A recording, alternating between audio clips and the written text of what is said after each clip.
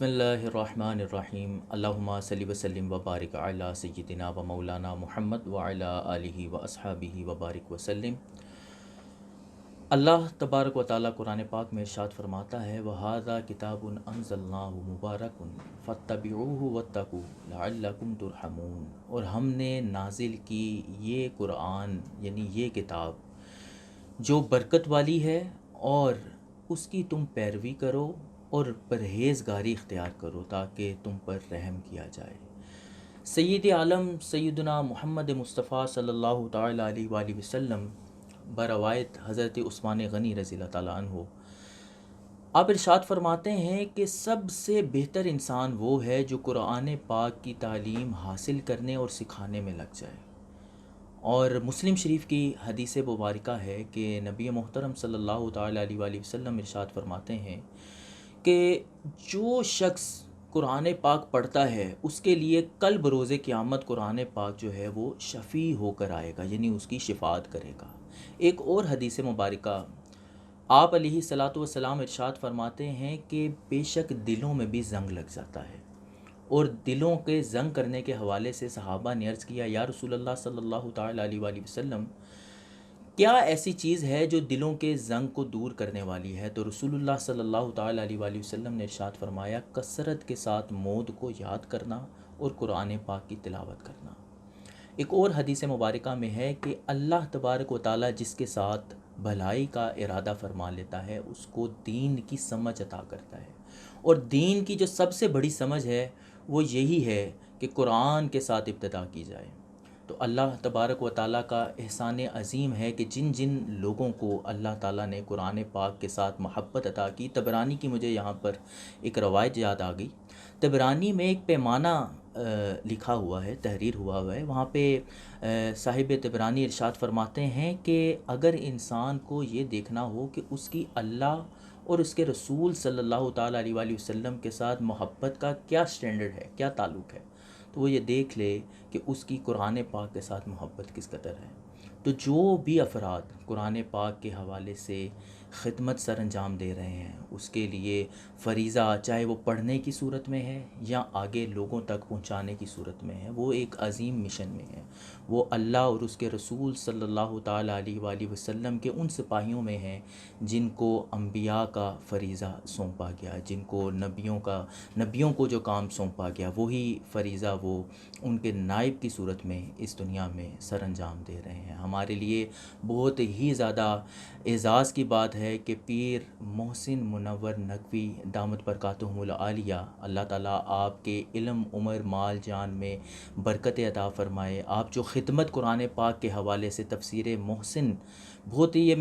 میرے نام سے بھی ریلیٹڈ ہے، اس وجہ سے بھی مجھے الفت ذرا زیادہ ہے، اور ماشاءاللہ سے جو قرآن پاک کی ویسے ہی تعلیم دے رہے ہوں تو ان کے ساتھ محبت کرنا یہ بھی ایک ایمان کی ہی علامت ہے، کیونکہ ہم نے یہ سب کچھ سیکھا ہے نبی محترم صلی اللہ تعالیٰ علیہ وآلہ وسلم ہی کی طرف سے۔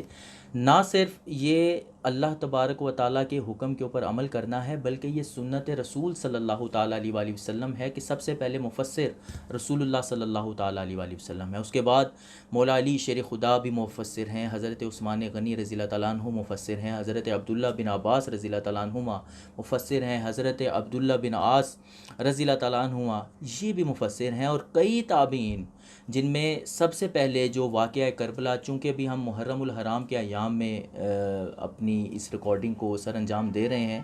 تو واقعہ کربلا کے بعد جو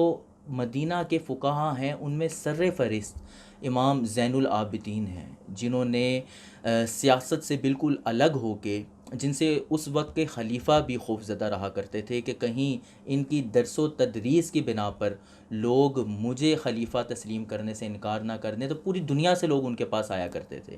آپ نے مصلی امامت پہ بیٹھ کے جو دین کا کام سر انجام دیا، آپ نے دوبارہ سے محدثین کو اکٹھا کیا، دوبارہ سے آپ نے قرآن پاک کی تفاسیر کی طرف لوگوں کا رجحان دلایا۔ یہی وجہ ہے کہ باب العلم کے جو بیٹے ہیں امام حسین، اور ان کی تربیت کے اندر امام زین العابدین، پھر ان کے آگے بیٹے امام باقر، پھر ان کے آگے بیٹے امام جعفر صادق علیہ السلام، یہاں تک جب معاملہ پہنچا، یعنی انہوں نے جب یہ بنیاد رکھ دی مدینہ کے اندر، صحابہ کے بعد اس واقعہ کربلا کے بعد ایک نیا سلسلہ شروع ہو گیا۔ صرف واقعہ کربلا ہی کو اگر ہم دیکھیں تو اس کے بعد بھی تو کوئی ہونا چاہیے تھا نا۔ ایک قانون قدرت ہے کہ جو مارکہ سر انجام دے دیا امام حسین نے، اب اس مشن کو آگے بھی کسی نے چلانا تھا۔ وہ مشن آگے چلایا امام زین العابدین، عابدین کی بھی زینت۔ تو آپ نے جو تربیت اپنے بیٹوں کی پھر اس کے بعد انہوں نے امام باقر نے اپنے بیٹے کی تو ہمیں جو امام اس امت کو امام دے گئے، امام اعظم ابو حنیفہ جو امام جعفر صادق کے شاگرد ہیں۔ اور اگر ہم ماڈرن سائنس کے اندر آئیں تو جابر بن حیان جیسے شاگرد آپ کے شاگردوں کے اندر آتے ہیں۔ تو یہ ہی وجہ ہے کہ یہ باب العلم کے بیٹے ہیں، جنہوں نے نہ صرف اسلام کے اندر بلکہ ماڈرن سائنس کے اندر بھی بہت سے ایسے ماہرین اور امام پیدا کیے جو کہ ہمارے مولا علی شیر خدا کرم اللہ تعالیٰ وجہ الکریم ہی کا فیضان ہے۔ اور قرآن پاک کی یا دین کے کسی بھی پیمانے کے اندر، چاہے وہ فقہ ہے، چاہے وہ حدیث مبارکہ ہے، کوئی بھی کام سر انجام دے رہا ہے تو یقیناً اسی مشن کو جو کربلا کے اندر امام حسین علیہ السلام نے ہمیں دیا، وہ درس دیا، اور ان کے آگے بیٹے نے مصلی امامت پہ بیٹھ کے جو تعلیم عام کی، قرآن کی تعلیم عام کی، ہر انسان اسی مشن کے اوپر ہے جو بھی قرآن حدیث اور فقہ کے ساتھ ریلیٹڈ ہے۔ اور اگر وہ اسلام کی شرائط اور حدود کے اندر رہ کے ماڈرن سائنسز کے اندر بھی اپنی خدمات سر انجام دے رہا ہے تو یقیناً امام جعفر صادق کے ہی مشن کے اوپر ہے جس سے دین کو فائدہ ہو رہا ہے۔ تو ہم بہت ہی زیادہ شکریہ ادا کرتے ہیں ادارہ